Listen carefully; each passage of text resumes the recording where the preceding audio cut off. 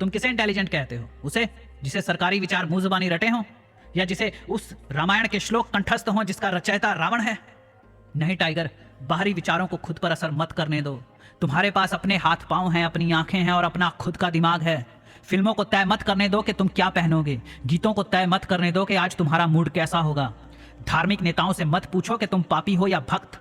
Advertisements तुम्हें बताती हैं कि तुम्हें क्या अच्छा लगता है। न्यूज़ चैनल्स तुम्हारी जगह फैसले ले रहे हैं। अफवाहें अब तुम्हारी जरूरत बन चुकी हैं। राम एक वहम है बेटा। राम आसमान में कभी ना दिखाई देने वाला वो पंछी है जिसकी तरफ इशारा करके कोई रावण तुम्हारी सीता ले उड़ता है। अपनी आंखें खोलो। अच्छा मुझे बताओ, पहले इंसान क्या था? मैंने कहा बंदर। और ये तुमसे किसने कहा? हो सकता है ये थ्योरी गलत हो। क्या हो अगर मैं तुमसे कहूं कि इंसान आज से 40 करोड़ साल पहले सागर में से निकला था? क्या हो अगर मैं तुमसे कहूं कि इंसान पहले मछली था? कई संस्कृतियां बताती हैं कि इंसान पहले कुत्ता था। इंटेलिजेंस का मतलब दूसरों का कहना मानना नहीं होता। इंटेलिजेंस का मतलब होता है तुम लंका के राज सिंहासन तक पहुंचने के लिए कैसे दूसरों का इस्तेमाल करते हो, कैसे गलत फहमियां फैलाते हो, कैसे लोगों को अपना गुलाम बनाते हो और उनके कंधों पर पांव रखकर तुम ऊपर चढ़ते हो। आज तक किस्सों, कहानी और गीतों के जरिए तुम्हें दुनिया को एक गरीब के नजरिए से देखना सिखाया गया है, लेकिन रावण तुम्हें इस दुनिया को एक अमीर के नजरिए से देखना सिखाता है। राम बनकर इस्तेमाल होने की बजाय रावण बनकर दूसरों को इस्तेमाल करना सीखो। मैंने पूछा वो कैसे? वो मेरी तरफ पलटे। उन्होंने अपना काला चमकदार जूता कांच के उस टेबल पर रखा। 20% अमीर लोगों को दर्शाता वो छोटा पिरामिड उनके तलवे के नीचे खो गया। उनके जूते की नोक उस लाल आंख की तरफ इशारा करती हुई छत से लटक रहे उस कीमती झूमर को देख रही थी जिस पर नजर गड़ाए पिताजी की गर्दन किसी चट्टान की तरह अकड़ी हुई थी। वो गुर्राए भैरव सिद्धि। मैंने पूछा क्या? कौन सी सिद्धि? वो बोले भैरव सिद्धि। भैरव एक खतरनाक सिद्धि है। अगर तुम मायाजाल रचना चाहते हो तो भैरव तुम्हारे काम का है। अगर तुम किसी ऐसी गद्दी पर बैठे हो जहां से तुम्हें कभी भी उतारा जा सकता है या तुम्हारी हत्या की जा सकती है तो भैरव तुम्हारे काम का है। भैरव एक अनैतिक शख्सियत है, उसका कोई सिद्धांत नहीं है। वो चालाकी और धूर्तता का गाते हो तो भैरव तुम्हारे काम का है। अगर तुम किसी ऐसी गद्दी पर बैठे हो जहां से तुम्हें कभी भी उतारा जा सकता है या तुम्हारी हत्या की जा सकती है तो भैरव तुम्हारे काम का है। भैरव एक अनैतिक शख्सियत है, उसका कोई सिद्धांत नहीं है। वो चालाकी और धूर्तता का गुरु है।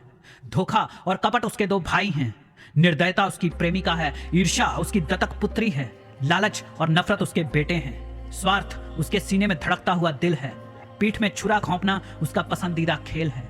मुस्कुराते रहना और रिश्वत देना उसके दो हाथ हैं। सम्मोहन उसकी परछाई है और दोगलापन उसकी दोनों टांगे हैं। वेद काल से ही कई गुप्त संस्थाएं, राजनेता, बहलाने फुसलाने वाले और धोखेबाज भैरव को अपना पिता मानते हैं। मैंने कहा लेकिन डैड ये सारी बातें तो गलत है ना? वो बोले अच्छा, अनैतिकता क्या है? इन कम अकलों की भीड़ ने मिलकर जिसे अनैतिक कह दिया वो। धूर्तता से तुम मूर्खों के हाथों से सत्ता छीन लेते हो क्योंकि मूर्ख ईश्वर के दिए वरदानों का अपमान करते हैं। धोखा खाना धोखा देने से बड़ा पाप है। कपट दूसरों को तुम्हारी मेहनत पर पानी नहीं फेरने देता। निर्दयता तुम्हारे शत्रुओं के साथ साथ नए पैदा होने वाले शत्रुओं को भी मार देती है। ईर्ष्या तुम्हें बताती है कि तुम कहां खड़े रह गए और लोग कहां से कहां पहुंच गए। खरगोश और कछुए की कहानी कछुओं को मोटिवेट करने के लिए है टाइगर, लेकिन किसी कछुए को आज तक वो खरगोश नहीं मिला जो मुकाबले के वक्त सो जाए। कछुए और राम सिर्फ कहानियों में जीतते हैं। मैंने पूछा wow dad, it's quite interesting, but ये सिद्धि क्या होता है? वो बोले सिद्धि का मतलब होता है अंडरस्टैंडिंग या रहस्यों को डिकोड करना। जो मैं तुम्हें सिखाने जा रहा हूं वो रहस्यमय सिद्धि चारवाक नाम की एक जीवन शैली की देन है। चारवाक के अनुयायी ईश्वर, लोक परलोक और पाप पुण्य, नैतिकता, बराबरी, अधिकारों और कर्तव्यों को नहीं मानते थे। वो भारत का वो युग था जब मटेरियलिज्म अपनी चरम सीमा पर था। हर कोई आजाद था। लोग अपने फैसले खुद लेते थे। ना पंडित जी से कुंडलियां मिलवाते थे, ना 20-20 साल पढ़ाइयां करके अपने दिमाग में जंग लगवाते थे।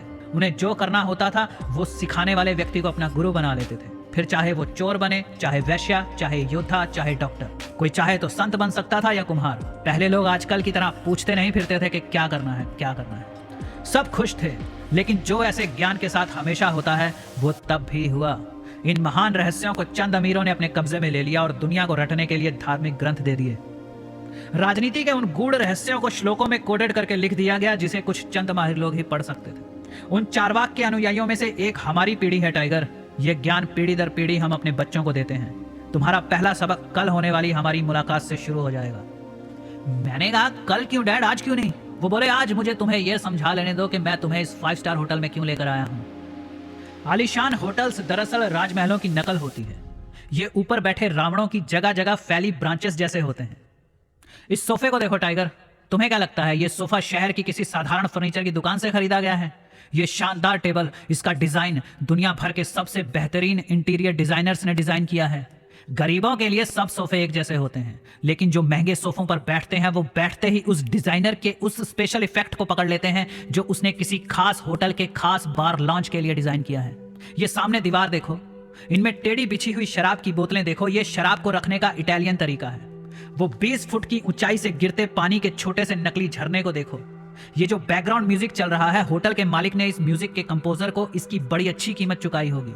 जिस कंपनी के स्पीकर्स अपनी बेहतरीन आवाज से इस माहौल में नशा घोल रहे हैं, वो स्पीकर इस वक्त बाजार में सबसे अच्छी क्वालिटी के होंगे। ये तवा लाहौरी खाकर देखो, जिस शेफ ने इसे बनाया है उसकी तनख्वाह तुम्हारे IAS ऑफिसर से दुगनी होगी। जाहिर है वो दुनिया के बेहतरीन बावर्चियों में से एक होगा। शायद तुम्हें यह खाना बेकार लगे, लेकिन ये अंतरराष्ट्रीय स्वाद मानकों के आधार पर बना है। ये ग्लास जिसमें तुम ब्लडी मैरी लेकर बैठे हो, ये प्लेट, ये चम्मच, इन सब के डिजाइन्स कॉपीराइटेड हैं। कोई दूसरा होटल इसकी नकल नहीं कर सकता। अगर तुम्हें दौलत का सही इस्तेमाल करना नहीं आता, क्लास को एंजॉय करना नहीं आता, तो तुम्हारे पास पैसे आ भी गए तो कोई फायदा नहीं होगा। आराम से बैठो टाइगर, दुनिया के बेहतरीन कारीगरों के हुनर का मजा लो। ये शानदार जगहें बनाई ही इसलिए जाती हैं ताकि आने वाले सम्राट इनमें बैठकर थोड़ा सेक्सी सोच सकें। कलाकार अपने आप में ही एक टीचर होता है। उसकी कला के आसपास ही तुम्हें ऐसे ऐसे विचार मिलेंगे जो गलियों में धक्के खाने वाले आम आदमी की समझ से कोसों दूर हैं। मैं तुम्हें यहाँ की सबसे अजीब चीज दिखाता हूँ। उठो। अपना पांव टेबल से उठाते हुए उन्होंने अपना हाथ मेरे कंधे पर रखा और मुझे दीवार पर लगी एक पेंटिंग के बहुत करीब ले गए। इस पेंटिंग को देखो बेटा, एक गरीब गांव का दृश्य। सड़क किनारे पत्थर तोड़ती औरतें, पानी भरकर लाती लड़कियां, ऊंटों को ले जाता एक किसान।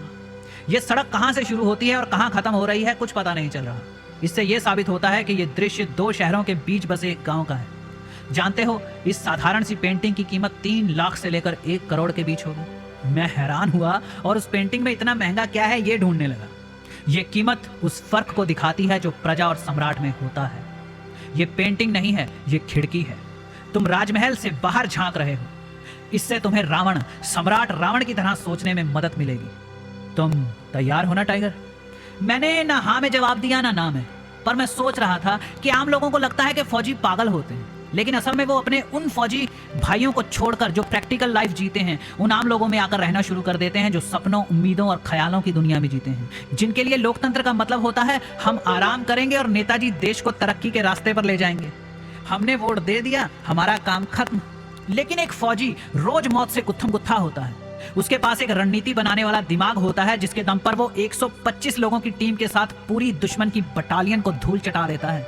वो पहले भागकर पंडित जी से मुहूर्त निकलवाने नहीं जाते। दुश्मन से नजर हटी नहीं कि उनकी गोली भेजा रेत में मिला देती है।